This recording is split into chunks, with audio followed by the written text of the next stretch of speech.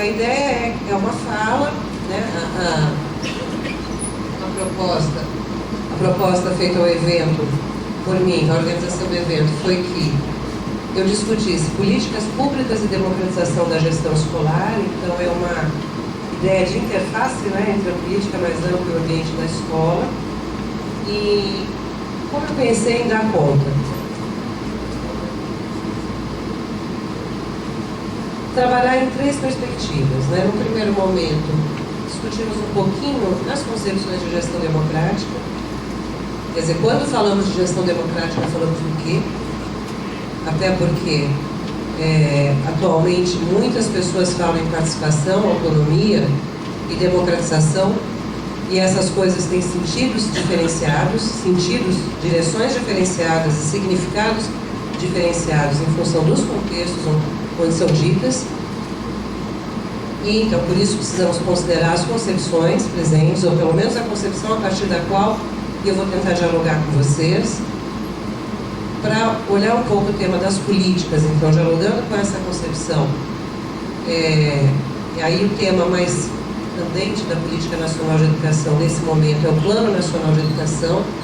Então, a ideia é debatermos um pouco com o que se propõe como proposta, como projeto para a política educacional brasileira nos próximos 10 anos, né, seus dilemas e velhos e novos desafios e o confronto que vivemos hoje entre os princípios da gestão democrática estabelecidos historicamente e legalmente no país e as tendências à privatização da educação, que se expressam também como política pública. Isso é aparentemente paradoxal, mas é um pouco isso dessa discussão que eu quero fazer com vocês hoje. O princípio da gestão democrática escolar hoje ele dialoga de uma maneira muito tensa uma perspectiva de política pública para a educação brasileira que responde a uma tendência internacional de privatização da educação, um impacto gravíssimo, seríssimo sobre a gestão da escola. Então, com essa ideia da conversa inicial e depois uma fala inicial e depois abrimos para as pessoas se manifestarem e para discutirmos o tema. Okay? Acho que primeiro, esses slides assim, eles são mais um roteiro para que eu não fique falando mais tempo do que necessário ou para além do que havia me proposto. Mas acho que uma coisa importante considerar é o que falamos, o que queremos dizer quando falamos sobre gestão democrática. Para falarmos sobre isso, a gente tem que restaurar que concepção de educação nos orienta. Se eu olho para a educação, nesse caso nós estamos falando da educação restrita ao ambiente escolar, neste momento, de uma perspectiva instrumental, né, a educação como uma educação escolar como uma possibilidade de ampliação, vamos dizer, de ganhos para o mercado, de formação de mão de obra, etc. Eu tenho uma concepção tendo a ter uma concepção de gestão de participação orientada para esses fins. Aí, de onde eu pretendo dialogar com vocês? De uma perspectiva que tem a educação como um processo de atualização histórica humana. Significa o quê? Significa que é uma perspectiva do homem enquanto sujeito, enquanto ser histórico, e um processo educativo global como algo necessário à atualização humana, como condição fundamental de elevação do homem ao patamar civilizatório no qual ele se encontra. Ou seja, sem o processo educativo, nós não nos conformamos homens. Não ingressamos no patamar civilizatório que corresponde ao momento em que nascemos. E a educação escolar cumpre um papel fundamental nessa perspectiva. Então, ok. Então, se nós temos hoje, da perspectiva de construção, da perspectiva cultural, uma concepção sobre como os homens, uma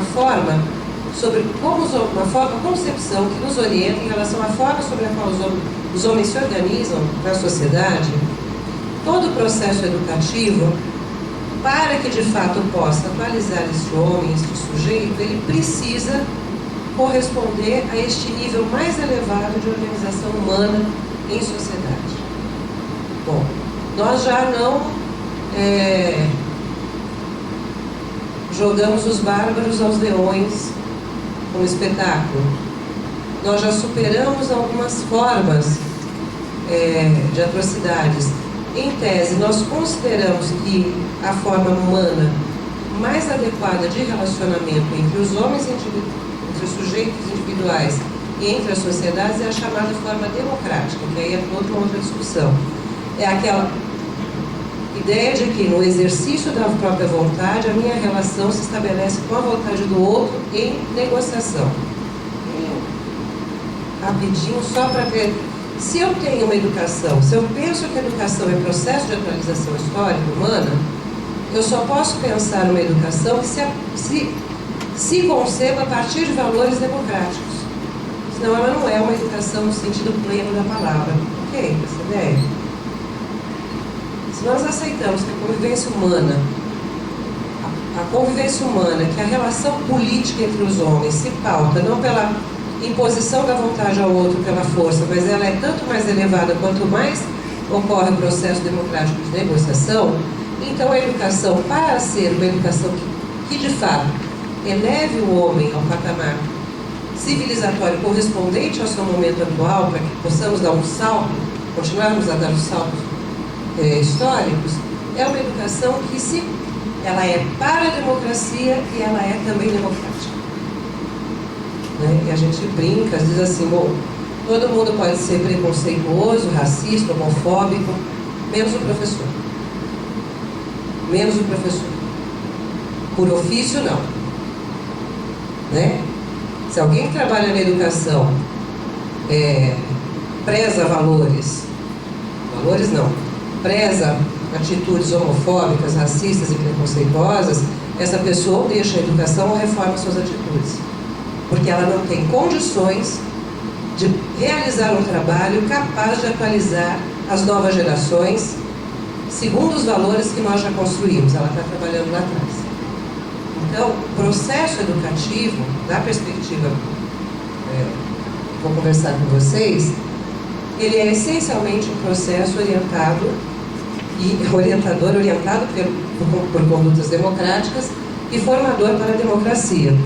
Então, neste caso, a democracia ela é pedagógica, ela forma o sujeito, ela é instrumento necessário de formação e ela é também objetivo, formar um sujeito com valores correspondentes ao momento do fim civilizatório. Então, os elementos que compõem, alguns dos elementos que poderíamos considerar que comporiam em uma educação democrática a gestão democrática. Bom, uma educação democrática pressupõe, para aquilo que já temos estabelecido, por lei, inclusive, todo ser humano tem direito à educação, por isso que a educação é direito universal. Ou seja, todos têm que ter acesso. Um dos elementos da democratização da educação é a quantidade. Nós precisamos que todos tenham acesso, porque é um direito universal, é direito subjetivo, é direito de todos. E também a qualidade. O outro elemento, o outro polo do par é a democratização da educação, exige quantidade e qualidade. Todos têm que ter acesso, mas dentro de determinados padrões de qualidade. Esse que é o nosso grande embate. Nós não temos nenhuma diferença em relação a qualquer representante do setor privado no que se refere ao fato de que todas as crianças têm que ter direito de acesso ao ensino fundamental. Nós temos diferenças de concepção em relação à qualidade, que é um elemento que não se dissocia da quantidade. Não é qualquer educação, é a educação para todos, que possibilite que todos sejam atualizados historicamente. Esta visão que trabalhamos. E aí é uma educação que se pauta pela transparência, pela participação, pela autonomia e pela ênfase no trabalho coletivo. Aqui, gente, é um imbróglio que dá para trabalhar uns 6 meses. Tá? Porque a noção de que a transparência é um elemento democratizador das relações, ela tem o seu, vamos dizer, não o seu correspondente exato, mas a ideia de que a transparência democrática ela é bastante usada no setor privado e como uma lógica do setor privado dentro da educação, da política pública, de modo geral, transportada às vezes de uma maneira muito banal, com referência à autorresponsabilização, a rendição de contas, a accountability, a prestação de contas. Então, são ideias noções que têm pontos comuns, mas que têm objetivos e têm diferenciações que vamos ver à frente. Participação. A noção de participação, da forma como a gente discute a gestão democrática, ela implica em tomar a perspectiva de que todo sujeito pode vir a ser dirigente. Todo sujeito envolvido num dado processo, no nosso caso do processo educativo escolar, tem o direito, tem as condições, tem que ter as condições de poder decidir sobre o processo. Veja da maneira... Bom, e aí a gente vai discutir se é colegiado, se é assembleia, se tem diretor, se não tem diretor, como é o caso do...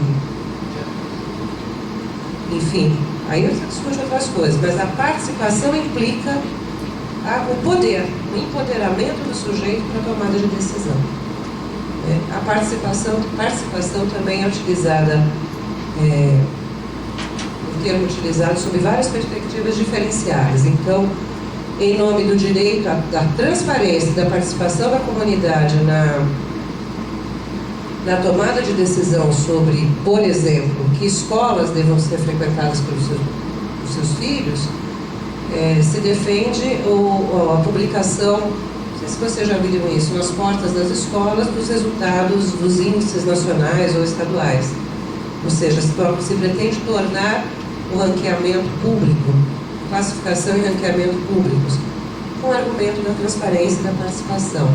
Autonomia, está muito vinculado à ideia do empoderamento dos sujeitos, a capacidade dos sujeitos decidirem e se organizarem, desenvolvimento do seu trabalho, que também é utilizada bastante bem, com ênfase na noção de autonomia financeira. Então, hoje nós temos no Brasil, como um exemplo, redes em que as equipes escolares têm uma profunda responsabilidade pela administração dos recursos locais, e isso é assumido como autonomia. A gente está discutindo autonomia em seu sentido, seu amplo espectro, como uma novidade está na lei pedagógica, administrativo e financeiro, e não só financeiro. E aí fazendo um trabalho coletivo, mas também dentro dessa perspectiva do empoderamento dos sujeitos, não somente em torno de produção de ações para alcance de metas pré-determinadas, como a gente vê acontecendo em algumas vezes. Por isso que esse tema não é um tema aparentemente, parece muito óbvio, mas não é, porque as discussões elas vão tomando uns rumos que vão naturalizando determinadas operações, intervenções sobre a escola, e elas vão se parecendo muito com aquilo que na verdade elas negam. Então, só para conversar um pouquinho, eu vou recuperar muito rápido isso, mas acho que é importante, dessa perspectiva de democracia, recuperar a ideia de que esse país tem uma história recentíssima, mas muito recentíssima dessa perspectiva que eu vou colocar agora, que é da disputa na esfera legal. Mas tem uma história de luta pela democratização da educação e pela democratização da gestão escolar. Claro que a gente poderia ir lá atrás, no início do século XX, poderíamos nos reportar aos pioneiros da Escola Nova, poderíamos voltar a pensar junto com Anísio Teixeira, que já falava da estupidez da reprovação dentro da escola pública, da reforma, da proposição da reforma da educação baiana, que se propõe, então, uma incursão da comunidade no interior da escola. Podíamos retomar lá, mas eu vou pegar aqui o campo, só para a gente não perder de vista, mas na terceira etapa da conversa, como é que, pós-ditadura, nós fomos construindo um campo de discussão e de mobilização em torno da gestão democrática, com muitas desigualdades no território nacional. Alguns estados avançaram muito mais no princípio da gestão democrática, São Paulo não é um deles, né? Outros, né, menos. Então, veja, na década de 80, o movimento social em torno da educação constitui o Fórum Nacional de Defesa da Escola Pública. Este fórum, ele visava ter uma incidência bastante forte sobre as elaborações legais que resultariam nos orientadores da educação pública nacional. Como, de fato, esteve presente o fórum intervindo na elaboração da Constituição Brasileira, no capítulo educacional, e num embate muito pesado com o setor privado. O princípio, o artigo 206, o sexto princípio de organização do ensino da educação pública, da educação brasileira, é o princípio da gestão democrática. Então, a educação se organizará pelo princípio da gestão democrática, vírgula, nos estabelecimentos oficiais de ensino. Esta vírgula nos estabelecimentos resultou do embate com o setor privado, porque o propósito original era que fosse gestão democrática, ponto. O setor privado se mobiliza fortemente, né, no Congresso Nacional e mexe no texto constitucional, de modo que as escolas privadas não têm compromisso ou obrigação de se instituir de maneira democrática. Na década de 90, este mesmo movimento vai se mobilizar em torno de um Plano Nacional de Educação, que vai constituir a proposta. É um texto belíssimo, acho que todo mundo que atua em educação merecia conhecer esse texto, né, porque ele resulta de um esforço muito grande dos CONEDs, Congresso Nacional de Educação, os Congressos Nacionais de Educação, e é uma proposta que é apresentada ao Congresso Nacional para constituir um Plano Nacional de Educação que, à época, é bastante avançado. Ele não indicar algumas metas que eram apresentadas lá naquele momento em torno da gestão democrática. Olha, no que diz respeito à universidade, uma das metas do PNE, da Sociedade Brasileira, era revogar a 92 de 95, que disciplina a escolha de dirigentes universitários, garantindo eleições paritárias nos processos de escolhas de dirigentes. A partir de 98, realizar eleições diretas e paritárias de dirigentes das unidades escolares e universitárias. No campo do debate sobre a gestão democrática estava em pauta o mecanismo eleitoral como forma em todos os níveis, né, com a participação de todos de acordo com o seu projeto. Criar no prazo de 3 anos os conselhos escolares deliberativos como instrumentos de construção coletiva e democrática das propostas político-pedagógicas das unidades escolares. Nós aqui no estado de São Paulo precedemos bastante o restante do país na implantação dos conselhos escolares, que são instituídos na Rede Estadual de Ensino em 1985, no Estatuto do Magistério, né, 444. 85 é o artigo 95, lá no finzinho, por força do movimento de professores local. Mas os conselhos escolares não eram uma realidade no país neste período, por isso. Então, veja, a demanda aqui é uma demanda bastante firme em relação à democratização da gestão, quer dizer, processo eleitoral, perspectiva de democratização em todos os níveis e criação de mecanismos de participação. O plano não vai tratar dessas temáticas e nós vamos ficar com aquilo, o plano foi aprovado posteriormente, né, mas nós vamos ficar com aquilo que temos na LDB, Lei de Diretriz e Base da Educação Nacional, que em vários dos seus artigos vai indicar, ainda que muito pobremente, ainda que sem regular adequadamente, mas indicando formas de participação e democratização da gestão. Então, a LDB tem, eu elenquei aqui o 13, o 14, o 15 e o 26. O 14 é o artigo sobre gestão democrática, mas Quer dizer, olha, nós temos, o que temos, depois de toda essa batalha, o que temos constituído até os anos 90, o que constituímos até os 90 foi isso.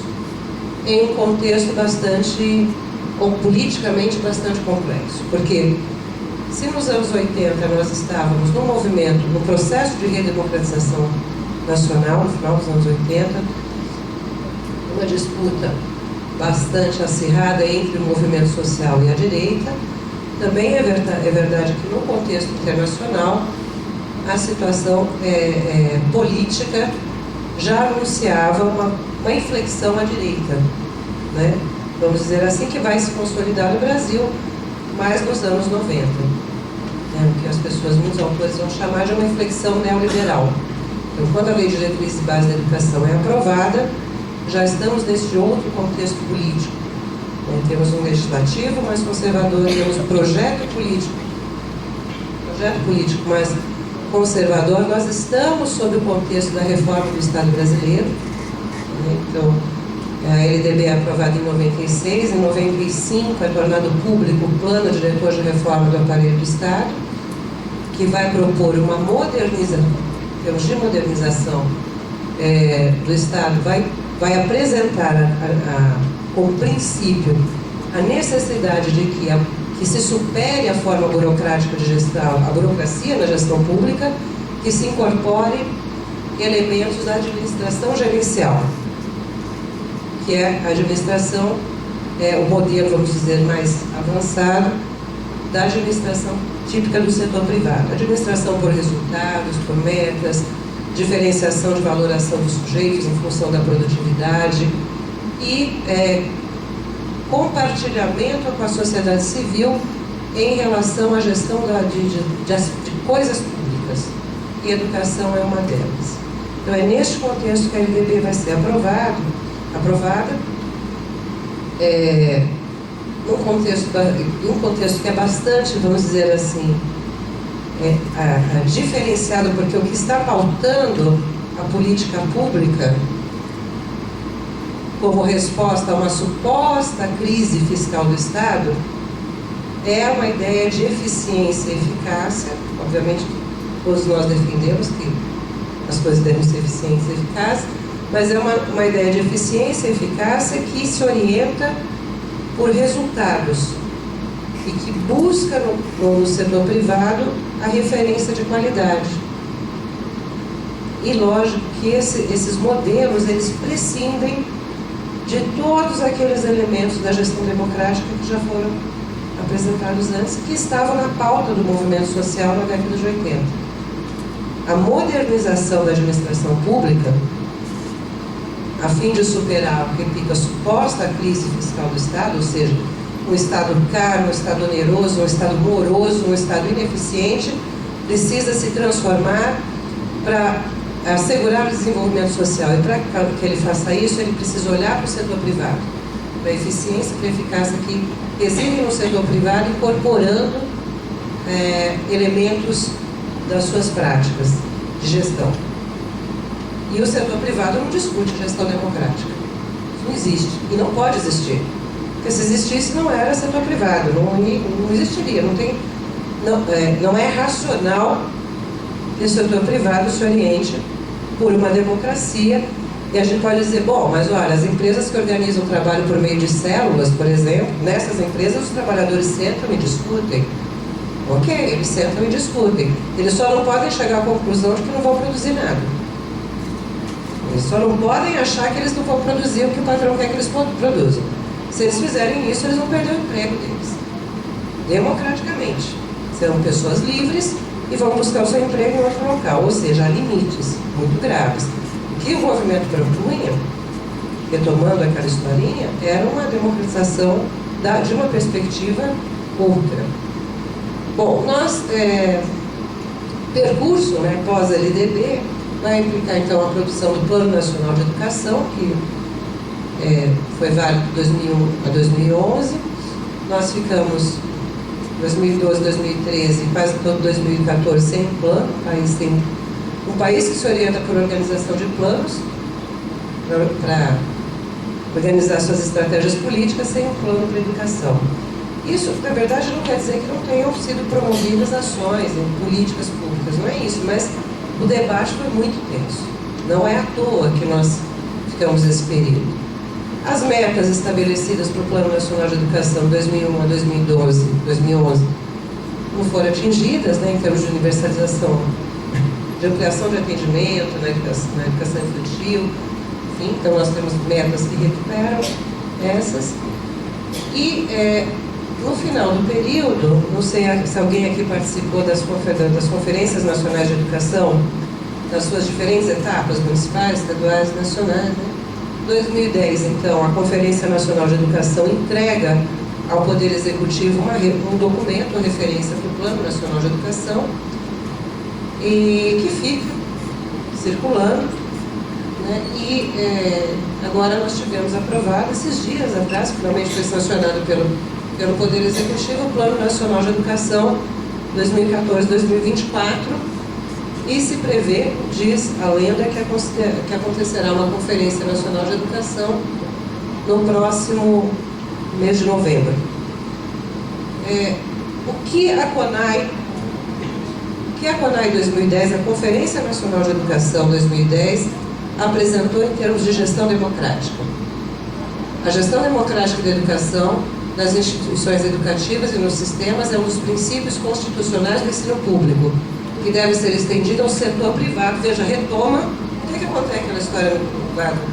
Porque a CONAI 2010 vai retomar, né, aquele esforço do movimento social de radicalizar o princípio da gestão democrática, pelo menos como princípio, associando também gestão democrática à qualidade.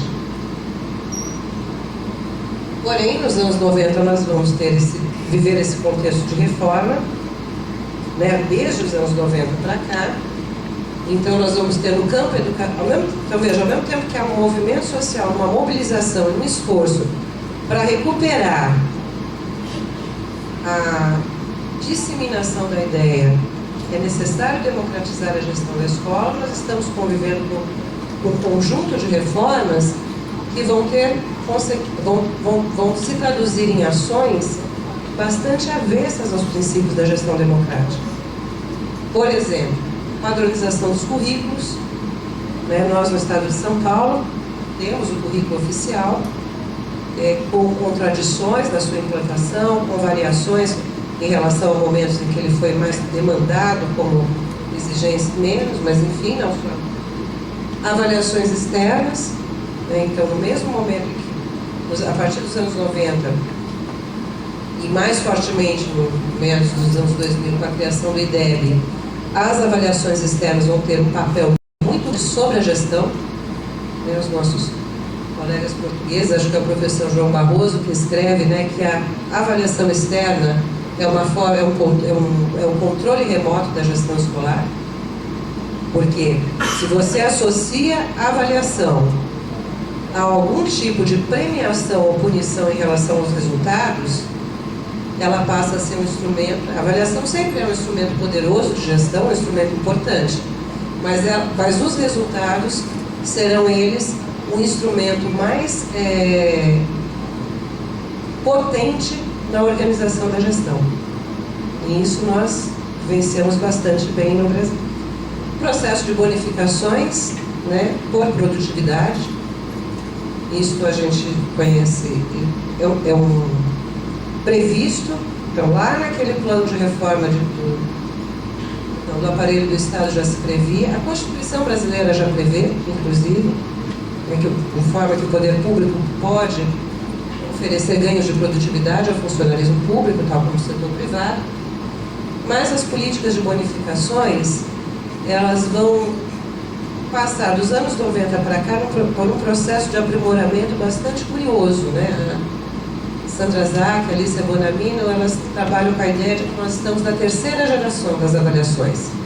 Primeiro elas começaram mapeando regionalmente, né, que era o SAEB original. Depois a avaliação de desempenho, o resultado de avaliação de desempenho com uma incidência simbólica sobre os sujeitos. Tipo, a minha escola foi ruim, a minha escola foi boa, eu sou bom, eu sou ruim. E aí a terceira geração é quando há uma associação, em tese, é uma associação entre resultado e ganho financeiro. E aí você finaliza o processo, porque aí você cria as condições simbólicas e as objetivas para referenciar a ação do sujeito no interior da escola. Se eu fizer determinadas coisas, eu vou receber X. Se eu fizer outras coisas, eu não vou receber. No nosso caso, estamos nesse patamar. Por exemplo, alguns países como o Chile trabalham com possibilidades de fechamento das escolas e entrega delas a uma corporação privada. Caso o desempenho não seja bom durante X anos no SINS, no sistema de avaliação deles, a escola pode ser fechada e entregue à corporação. É uma punição extrema. Perde autonomia, perde uma série de coisas, estabilidade. Então, esse processo vai ter início nos anos 90, não será interrompido, ele vem no contínuo.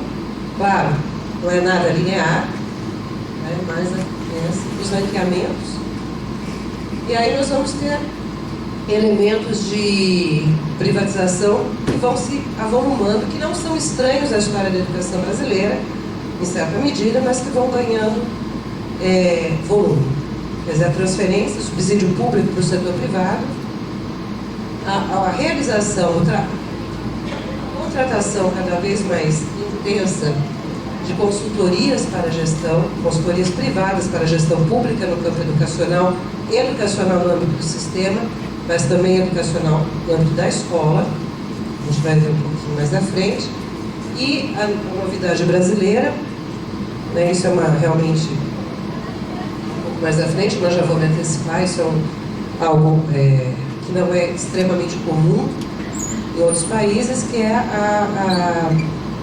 o processo de mercadificação da educação dos sistemas privados de ensino, os famigerados sistemas apostolados, que tem tornado o Brasil um mercado atrativo, né? Então,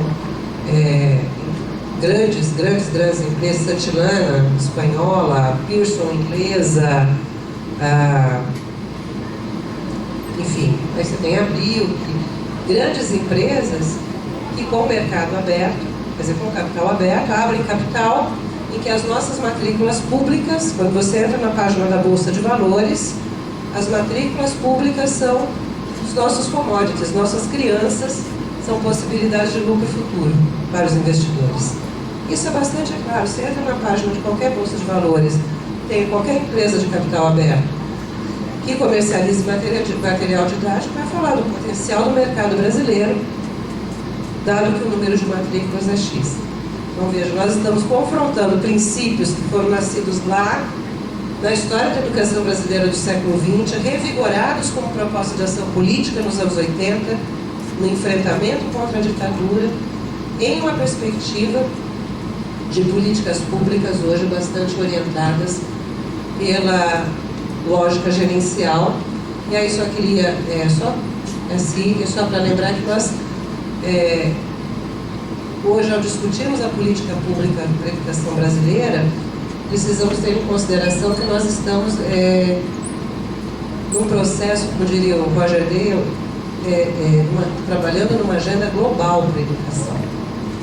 Né? A interconexão entre as políticas educacionais, assim como poderíamos falar numa certa hegemonia em termos de concepção de como devem ser os estados nacionais e a sua gestão, pauta muito daquilo que realizamos na educação. Nós estamos inseridos numa agenda global bastante ampla, em que descentralização e autonomia escolar estão presentes nos discursos políticos, a ideia de uma educação permanente, que é algo bastante, não sei se vocês discutiram isso nos 2 dias que antecederam, mas é algo que é bastante complexo, que vem se assumindo o currículo baseado por competências. Então, hoje, se nós pegarmos só no contexto da América Latina, Brasil, Chile, Uruguai e Argentina, você vai localizar legislações nacionais muito semelhantes, por exemplo, a nossa LDB, no caso dos outros 3 países,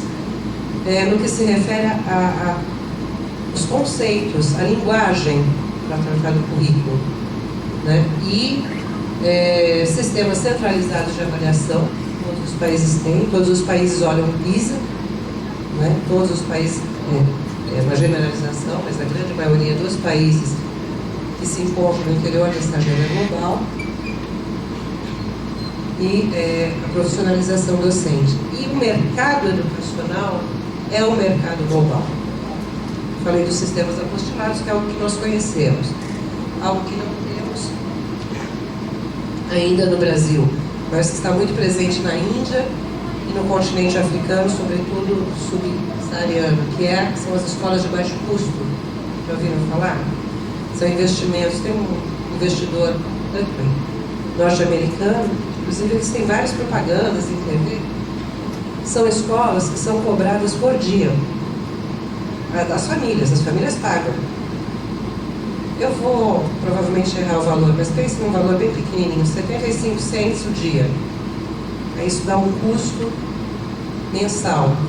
Isso é anunciado para o investidor norte-americano, por exemplo, como uma grande possibilidade de lucro.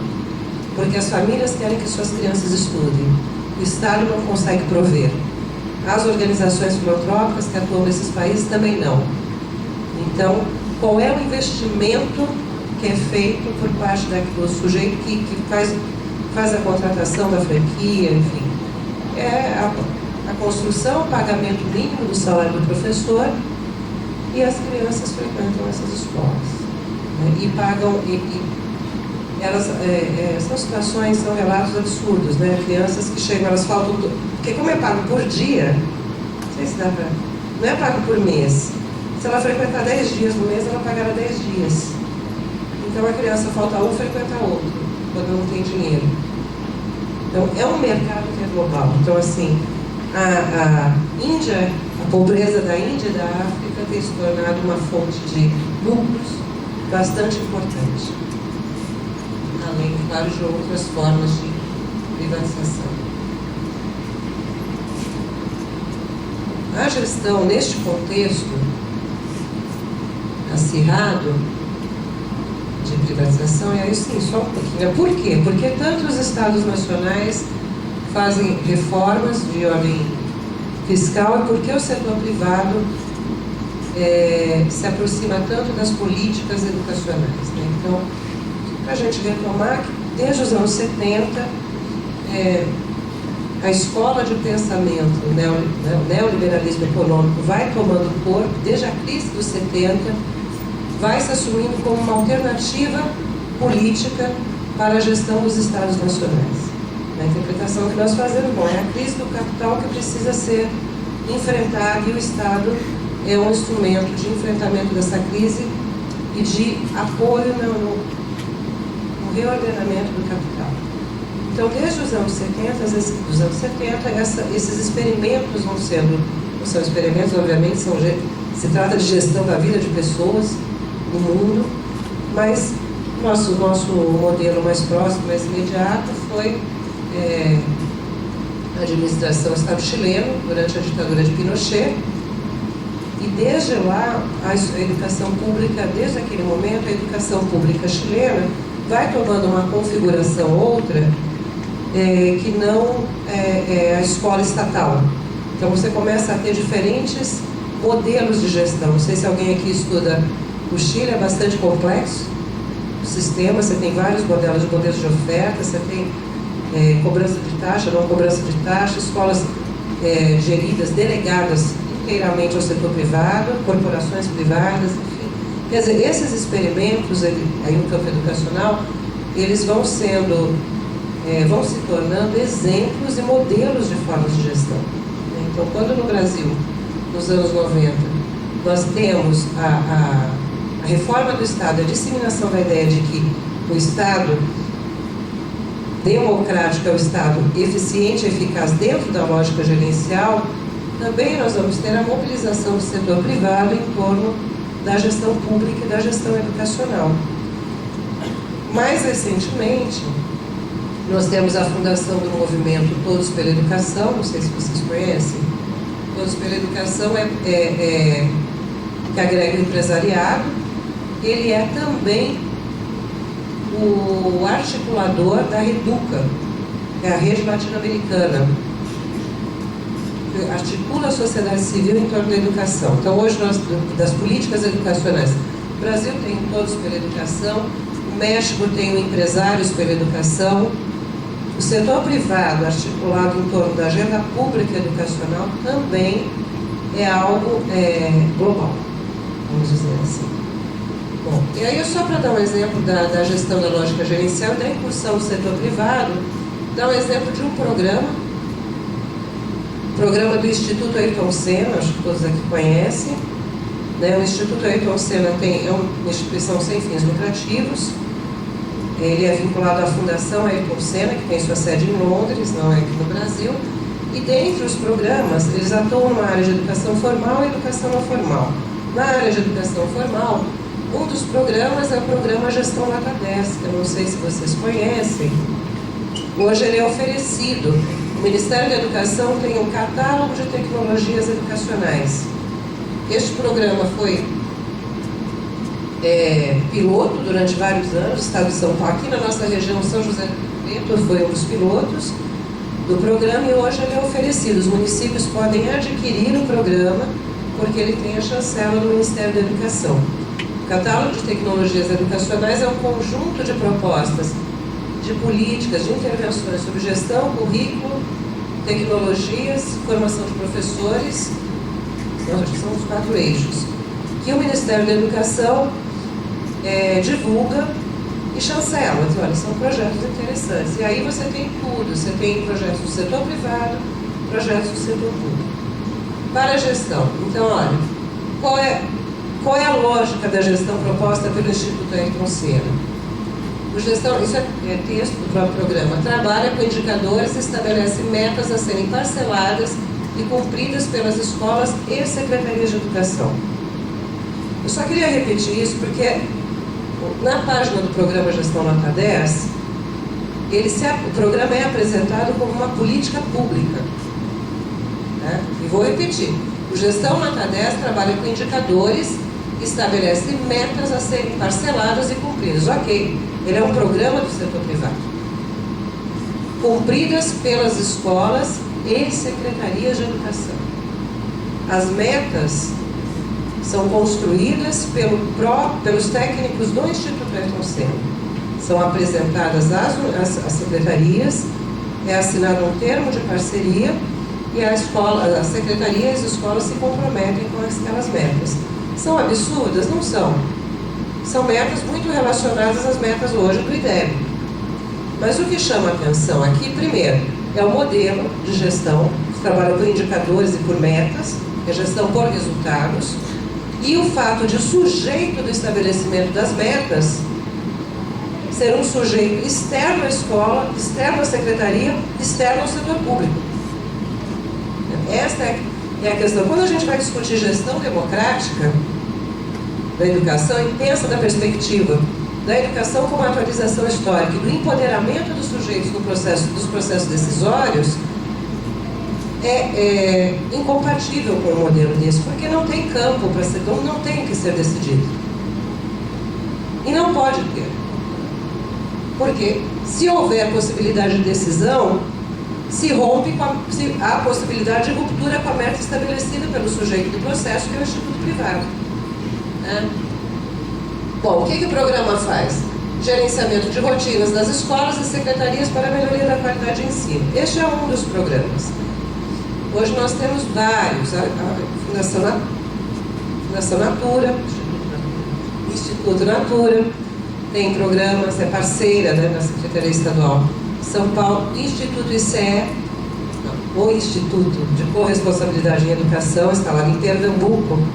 Ele tem uma tecnologia de gestão chamada TESE, é uma tecnologia, eles são mais, assim, claro, isso que nós estamos estudando, se eu falar para vocês, eles são idênticos, é um equívoco conceitual, mas há muita semelhança na linguagem, então metas, resultados,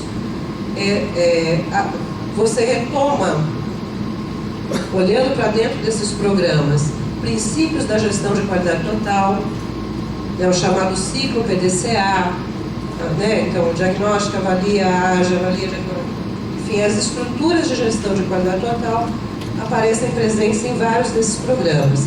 No caso do ICE, é interessante porque ele é um programa que tem... Ele é um instituto que tem uma incidência muito forte no estado de Pernambuco. E no caso do estado de Pernambuco, o instituto é responsável pela gestão de escolas. Pela gestão. O Instituto Unibanco, né, também tem um programa de gestão, o programa Jovem de Futuro. Então a gestão é o foco. A intervenção sobre a escola por parte do setor privado é bastante focada na gestão. Muito focada na gestão. O princípio orientador é que, resolvidos os problemas de gestão, é possível se ter um processo educativo de qualidade, independentemente da metodologia de ensino ou da organização curricular. A questão é a organização da gestão. É a gestão se pautar adequadamente por metas, a liderança do diretor escolar, o monitoramento dos processos e das rotinas e a avaliação dos resultados. Então, esta dinâmica está presente em como proposta do setor privado para a organização da escola pública. Bom, isso tem algum problema? Nenhum. Porque qualquer um de nós pode propor qualquer coisa para qualquer pessoa. A questão é quando o Estado assume como interlocutor na construção da sua política este segmento, porque aí é uma opção clara. Vou dar um exemplo. Hoje, por exemplo, o interlocutor muito importante para o Ministério da Educação, no que se refere à formação dos professores de ensino médio, é o Instituto Unibanco, que assumiu os 5 estados do Brasil a responsabilidade. Então, o Ministério da Educação tem um programa de inovação curricular para o ensino médio, o PROEMI, em 5 estados do Brasil. Quem forma para a inovação curricular é o Instituto Unibanco. E o Instituto Unibanco tem uma proposta, é o chamado Programa Jovem do Futuro. É uma proposta de formação para a preparação, vamos dizer assim, não do jovem, mas para que a escola se articule na formação na inspiração para a formação voltada ao mercado de trabalho. É uma concepção de gestão, é uma concepção de função da escola, é uma concepção de significado para a intervenção pedagógica. E é um interlocutor importante do Ministério da Educação hoje. Então, a opção política, ela é representativa da concepção de educação que se tem, se pretende se torne uma generalizada no país. Então, veja, por que eu dei exemplo do IAS? Porque é muito disseminado e porque traduz muito claramente os princípios da administração gerencial no seu programa. E porque é chancelado pelo Ministério da Educação, como uma opção importante aos municípios que queiram adotar o modelo. E aí, só para a gente ver dentro desse percurso, como ficou a nossa disputa pela gestão democrática. O Plano Nacional de Educação estabelece na sua meta 19, só lembrando, lá atrás, o plano da sociedade brasileira previa gestão democrática em todos os níveis de ensino, com eleição, formação dos conselhos escolares, lembra-se? Aqui, assegurar as condições no prazo de 2 anos para a efetivação da gestão democrática da educação associada a critérios. Vou parar ali para dizer, só esse primeiro ponto, assegurar a condição no prazo de 2 anos para a efetivação da gestão democrática da educação. Até aí, isso foi um ganho. Vou dar o exemplo da cidade que eu frequento, fui, até o mês passado, vencendo o mandato, membro do Conselho Municipal de Educação de Ribeirão Preto. Ribeirão Preto replica o modelo mais tradicional do Brasil de indicação de diretores escolares, que é a indicação por parte do Executivo. Nomeação. O fato de o plano ter sido aprovado com este texto mobilizou, já criou uma mobilização na cidade para que se aprove uma lei por eleições de diretores. Isso já é super importante, porque criou um debate, né? Então hoje nós estamos fazendo a discussão com a associação docente, levando para o próprio conselho, quer dizer, bom, tem que acabar essa condição, porque temos um respaldo legal para reivindicarmos. Aí a gente continua. Associada a critérios técnicos de mérito e desempenho, aqui é que nós temos a inovação complexa, associada a critérios técnicos de mérito e desempenho. É uma combinação paradoxal entre o princípio da gestão democrática e a administração gerencial. Alguém vai ter que dizer qual é a competência técnica de alguém que, em tese, já foi habilitado por uma formação universitária e qual é o seu mérito. Alguém vai ter que fazer essa avaliação. Como é que um indivíduo vai se candidatar a uma eleição? O que ele vai ter que ter, o que ele terá de ter acumulado para se poder se candidatar a uma eleição de diretor? Ter realizado uma prova? O Minas faz isso, né? Uma prova de mérito e aí as pessoas aprovadas podem concorrer ao cargo. Essa é uma discussão que vai se colocar para nós mais à frente e que reflete bastante bem este momento tenso entre um princípio democrático e um modelo de administração próprio do setor privado. E, finalmente, né? Bom, então, tá.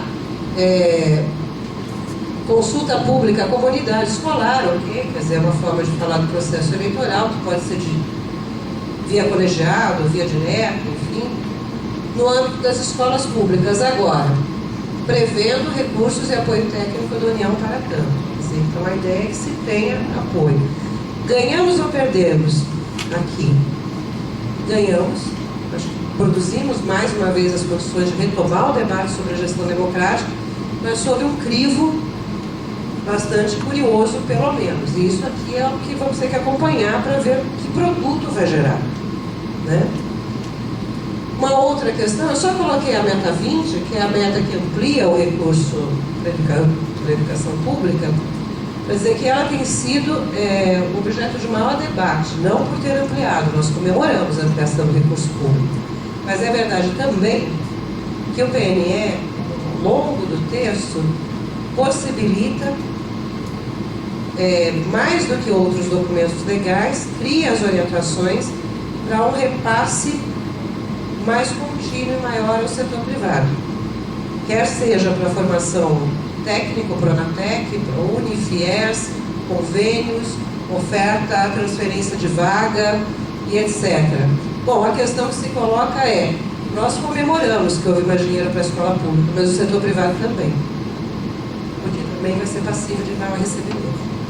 Mas isso é algo que nós vamos ter que acompanhar e monitorar muito bem.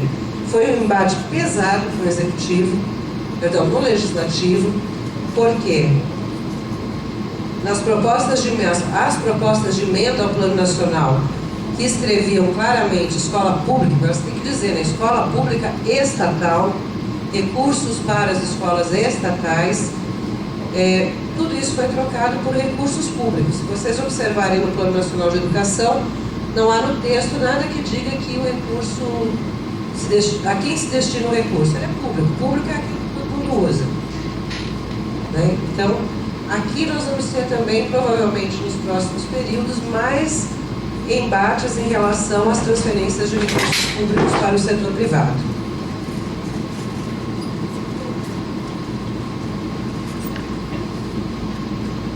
Então, no movimento, se o movimento da agenda de reforma é global, também a privatização é global. E nós estamos nessa perspectiva colocada agora. Então, do movimento dos anos 80, dos esforços pela redemocratização social e redemocratização da educação, para este híbrido que temos agora, em que contexto? Então, nós utilizamos nas nossas pesquisas, no grupo, uma categorização para podermos falar das tendências de privatização, entendendo que estas são tendências que desafiam o princípio da gestão democrática arduamente. Nós trabalhamos com as categorias de Stephen Ball, que define, bom, as tendências de privatização, e diz o seguinte, o autor diz o seguinte: quando discutimos privatização na educação, veja, ele estava olhando a partir do Reino Unido, onde o processo de privatização avançou muito mais do que no Brasil, por exemplo. nós localizamos dois grandes grupos dois grandes modelos de privatização. A privatização exógena, que é a transferência do público para o privado, ou seja, a prestação do serviço público é delegado ao setor privado. Então nós podemos ter isso. Vou dar um exemplo, o programa Bolsa Creche, não sei se alguém conhece, né, em que o Estado paga para que as famílias matriculem suas crianças em escolas privadas, os processos de conveniamento da educação infantil, o processo que eu mencionei da gestão privada e da escola pública em Pernambuco. Neste grande mercado, então, claro que aqui a privatização exógena ela pode envolver o setor privado com fins lucrativos ou sem fins lucrativos. O que a gente está querendo dizer assim, é uma tendência em que o poder público delega para o setor privado, financia o setor privado, né? E delega. Algo que verificamos no Brasil. David Hill vai dizer assim, uma outra vertente, mas também bem interessante, que é um processo de colocação do público ao serviço de atender o mundo dos negócios. É também verdade que o capital, como já mencionei antes, enxerga no processo, como também enxergou em outras áreas, mas enxerga na educação uma possibilidade de ampliação. Bom, se eu não posso crescer por dentro do próprio mercado, eu posso crescer por dentro do setor público. Essa é uma possibilidade. E essa é uma tendência que também se verifica no Brasil. Estamos discutindo gestão democrática neste contexto, né? Aquilo que o Ball chama de redemoinho de mercadorias, na escola pública, rede pública, serviço público, tudo pode ser visto pelo setor privado como mercadorias, como possibilidade de se realizar no mercado, ou serem mercadorias. Eu vou dar um exemplo muito rápido, não vou nem parar muito tempo aqui, isso aqui é um resultado de pesquisa, tá? Para mostrar para vocês no que se refere ao setor, ao sistema privatização exógena, e aí no caso sistema delegação ao setor privado da organização do currículo, porque é disso que se trata quando se fala de sistema privado. A expansão no estado de São Paulo é violenta, sobretudo em municípios pequenos, né? Só vou ler aqui embaixo, esse dado é um dado mais antigo, ele é de 2007. Em 2007 nós tínhamos 645 municípios paulistas, 161 adotaram sistemas privados de ensino. Em 2010, 325. A opção por transferir a organização curricular para o setor privado com fins lucrativos é de mais da metade dos municípios paulistas. E nós sabemos, obviamente, que essa mais da metade são os municípios pequenos, com maior dificuldade administrativa, com menor número de pessoas nos seus quadros em secretarias. Então, é um mercado muito interessante, de crescimento muito rápido.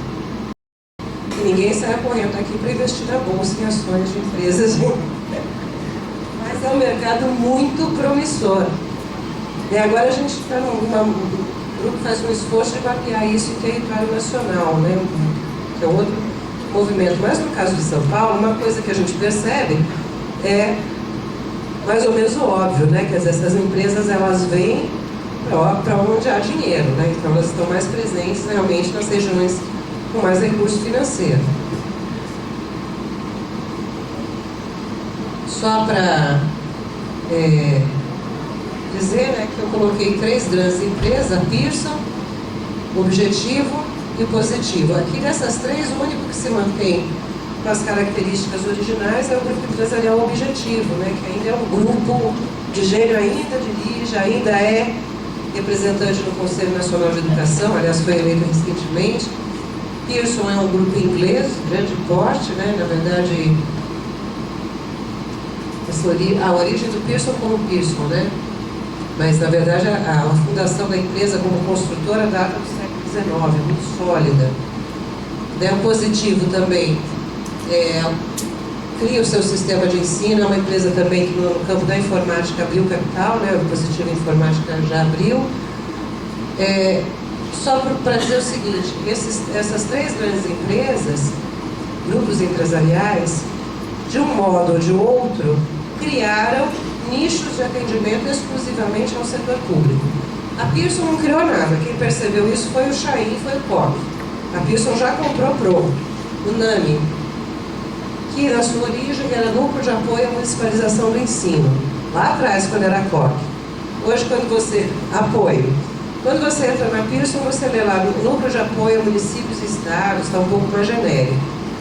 O que fez esse grupo em inglês? O que fez o Chain? Criou o NAMI, o COC passou a fornecer sistemas apostilados, tem toda uma história de como chegou a ser a potência que é. Quando cresceu, abriu capital, fez o Sistema Educacional Brasileiro, adquiriu o Dom Bosco, Coeridomos, abriu de novo, Pearson adquiriu Coeridomos, Dom Bosco e o NAMI. Durante 7 anos eles ainda devem usar a marca, mas já está desaparecendo. É muito interessante, porque se você entra na página do NAMI Pearson agora, você encontra o que eles vendem? 3 modelos, 3 soluções educacionais. Uma construtivista, uma sócio-interacionista e uma por competências. Então, o município adquire o que ele quiser. Bom, é mercado. PMG, para todo mundo. Agora, o que a Pearson comercializa? Não apenas isso, mas também o serviço de assessoria pedagógica, o planejamento, o portal, a avaliação, as visitas surpresas à sala de aula para avaliar se o trabalho do professor está correspondendo ao investimento do gestor. Então é bem curioso isso. O Objetivo criou o Sistema Objetivo Municipal de Ensino, SOME. O SOME é um sistema próprio também para o serviço público, para a educação pública. E o Grupo Positivo criou o SAB, que é o Sistema Aprende Brasil. Lembrando agora que a Pearson inova, é um segmento novo no processo de privatização, que o setor privado com fins lucrativos tem percebido bastante bem, um bom nicho, que é a criação do ambiente colaborativo de aprendizagem. A Pearson já comercializa tecnologias para a produção de ambientes colaborativos, algo que me parece, no estudo isso, que tende a se esparramar mais ou menos. Agora, poderíamos colocar aqui também Uno. Uno tem o sistema Uno. Uno é o nome de um sistema, a empresa é Santillana. Santillana é vinculada à Prase, que é uma que está no mercado na Bolsa de Valores espanhola. Mas é o sistema de ensino que eles comercializam, então tem o Uno Internacional, que é o que circula na Europa, o sistema Uno de ensino para a escola privada e o Uno público. É super curioso, porque o Uno Internacional tem uma página toda colorida. O sistema Uno de ensino tem links. Tecnologia. Uno público tem uma lista de serviços. Você vai percebendo que também é de acordo com a capacidade do cliente adquirir o processo, o produto. E é um mercado muito mobilizador. Eu vou ler para vocês, que aqui ninguém enxerga. São matérias do jornal, né? Ó, a época envolvendo a Pearson, o negócio envolveu o Coeridomos, Dom Bosco, a compra, a Pearson comprando ativos do SEB. Operações logísticas, o portal Clicknet e o núcleo de apoio à municipalização da área pública. Possibilitando a Pearson avançar no bilionário mercado educacional brasileiro. A gente não pode dizer que ninguém liga para a educação brasileira, né? O mercado liga. Não está abandonada, não. Tem muita gente de olho. Né? Isso assim, várias. A notícia da compra, né, dessa aquisição feita pela Pearson, foi tanto na imprensa nacional quanto na imprensa inglesa, enfim, foi a notícia da incursão da Pearson no mercado promissor e muito rico, que é somos nós, nossas crianças, enfim, nós que estamos aqui discutindo gestão democrática, nossos meninos, para os quais a gente pretende que tenham uma formação democrática, que se atualizem historicamente, a perspectiva do mercado é isso. Só para dizer para vocês que, embora o objetivo seja ainda um único, grande grupo empresarial que produz sistemas de ensino a manter uma administração ainda familiar, também está se preparando para entrar no mercado.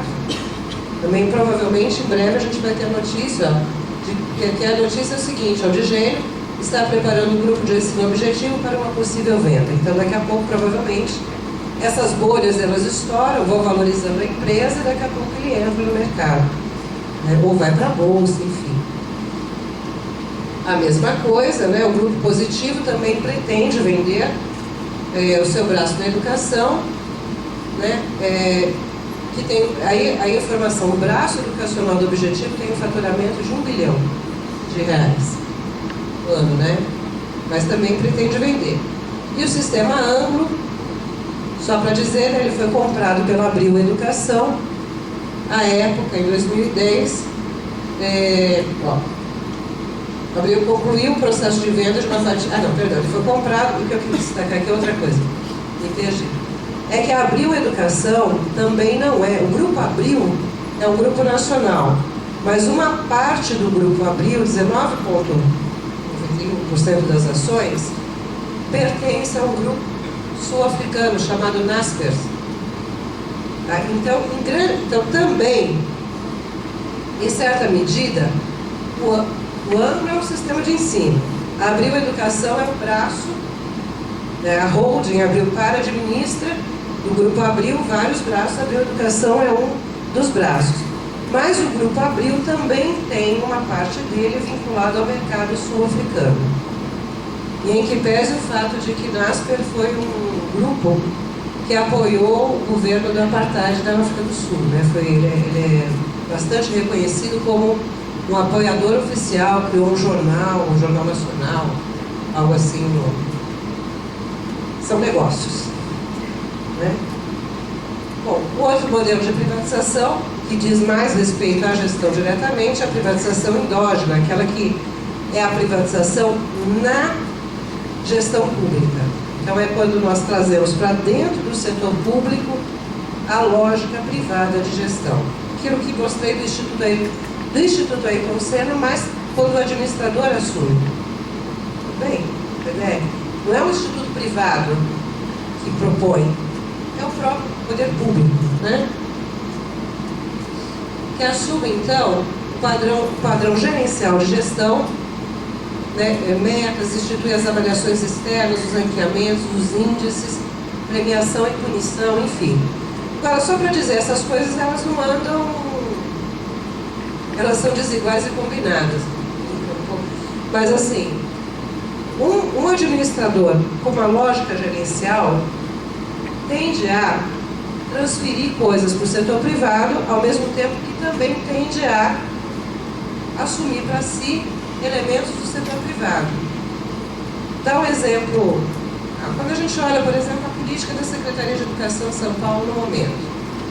Então, toda a reestruturação da Secretaria de Educação, ela foi entregue a uma consultoria, uma grande consultoria, né, McKinsey, que reestruturou. A reestruturação da Secretaria de Educação, ela foi, segundo a própria Secretaria, quando perguntada sobre isso, ela foi financiada por parceiros do setor privado e foi assumida e realizada. O diagnóstico das necessidades da educação paulista, das necessidades de reformulação, foi feito por um segmento privado. O Estado brasileiro, o Estado geográfico, o Estado de São Paulo, pagou esta consultoria privada. Na verdade, é ambíguo, né? O setor privado, a Secretaria nega, enfim, é um debate, isso está na página do Observatório de Educação. Mas também é verdade que a administração pública paulista, no que se refere à educação, assume a gestão por resultados como uma referência para a organização do trabalho nas escolas, assume a política de bonificação por produtividade em relação aos professores.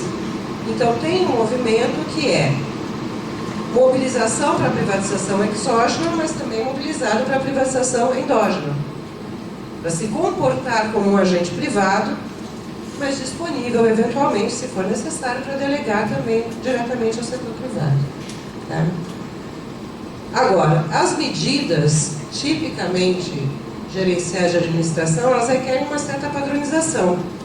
Como é que eu posso avaliar e medir o que eu não posso comparar? portanto, eu não posso lidar com o diverso.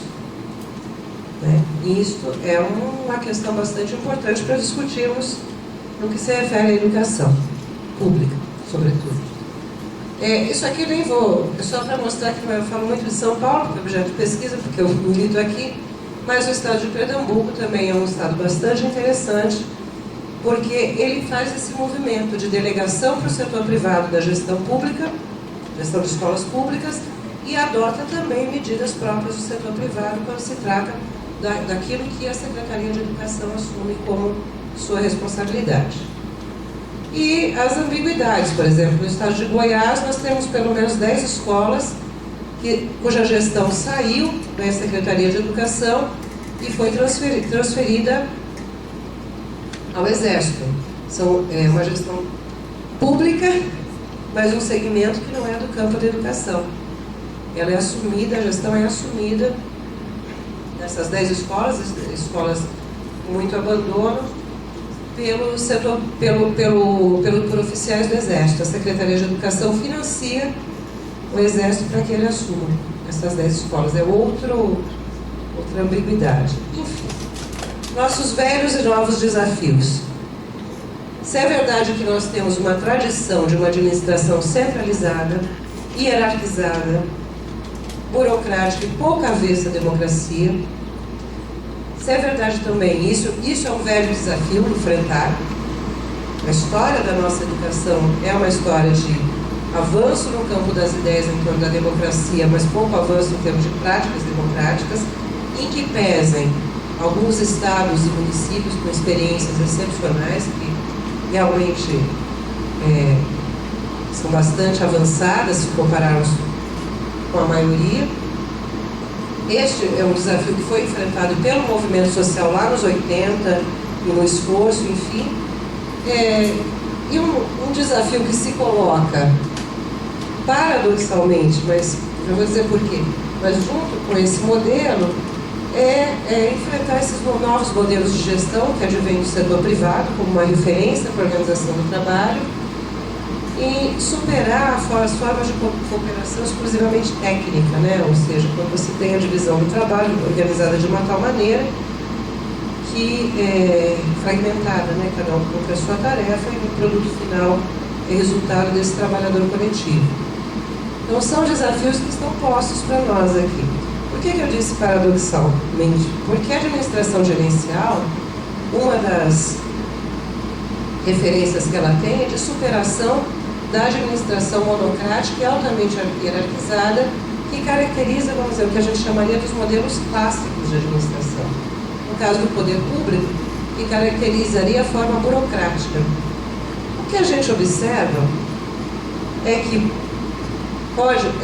por paradoxal que seja, a administração gerencial, mesmo apregoando autonomia, mesmo apregoando uma participação do sujeito, ela acaba por reproduzir modelos hierárquicos de organização do trabalho. Então, se pegar o exemplo do Instituto Ayrton Senna, no limite a decisão de gestão nota 10, a decisão é do sujeito privado, não passa pela escola.